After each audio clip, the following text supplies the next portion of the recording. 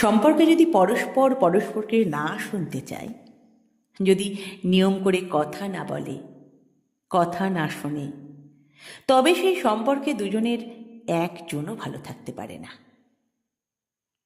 পৃথিবীতে কথা জমিয়ে রাখার চাইতে যন্ত্রণা আর কিছুতে নেই। পাশে হাজার হাজার মানুষ থাকতে পারে, তবে মনোযোগ দিয়ে কথা শোনার মতো মানুষ বড্ড দুর্লভ পৃথিবীতে। মানুষ সম্পর্কে জড়ায় কথা বলতে, কথা বলতে বলতেই মূলত সম্পর্ক গড়ে ওঠে।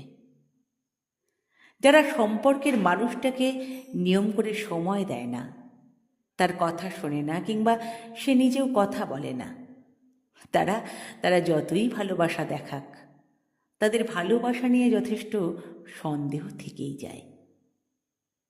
মানুষ বলতে চায়, একাধারে শুনতেও চায়। যদি তাই না হতো, তবে পৃথিবীতে মানুষের সঙ্গীর কোনো প্রয়োজন থাকতো না। ভালোবাসার ডেফিনেশন প্রত্যেকটা মানুষের কাছে আলাদা হতে পারে, কিন্তু তার মানে এই নয় যে ভালোবাসলে নিয়ম করে কথা বলার প্রয়োজন নেই, দেখা করার প্রয়োজন নেই, কিংবা মানুষটাকে সময় দেওয়ার প্রয়োজন নেই। সম্পর্ক এবং ভালোবাসা দুটোর মধ্যে তফাৎ কিন্তু অনেক। আপনি কারোর সাথে সম্পর্কে আছেন বলেই যে তাকে ভালোবাসেন এমন নয়। সম্পর্কে ভালোবাসা তৈরি হয় কথার মাধ্যমে। আর সম্পর্কে থাকা মানুষটাকে যদি শুনতে না চান, তাকে বলতে না চান, তবে তাকে আর ভালোবাসেন কই? ভালোবাসলে আর যাই হোক, কথা না বলে থাকা যায় না। মানুষটার কণ্ঠ শোনার যে ব্যাকুলতা, এই আকাঙ্ক্ষা আসেই মূলত ভালোবাসা বোধ থেকে। যাকে ভালোবাসেন না, তার কথা শুনতে চাইবেন? তাকে কিছু বলার আগ্রহ থাকবে? নিশ্চয়ই না। প্রত্যেকটা মানুষের ভালোবাসার ধরন আলাদা হতে পারে, কিন্তু প্রত্যেকটা মানুষের তার ভালোবাসার মানুষের কথা শোনার, তার সাথে কথা বলার আগ্রহ খুব বেশি থাকে।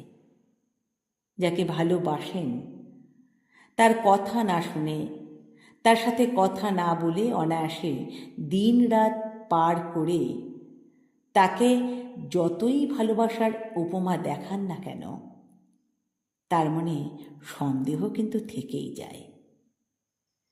কোনো মানুষই বোবার মতো হয়ে থাকতে পারে না, থাকতে চায় না।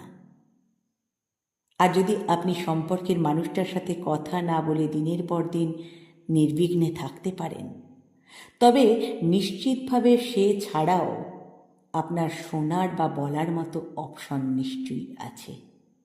আর নয়তো আপনি তার প্রতি পুরোপুরিভাবে মনোযোগ এবং আগ্রহ দুটোই হারিয়ে বসে আছেন।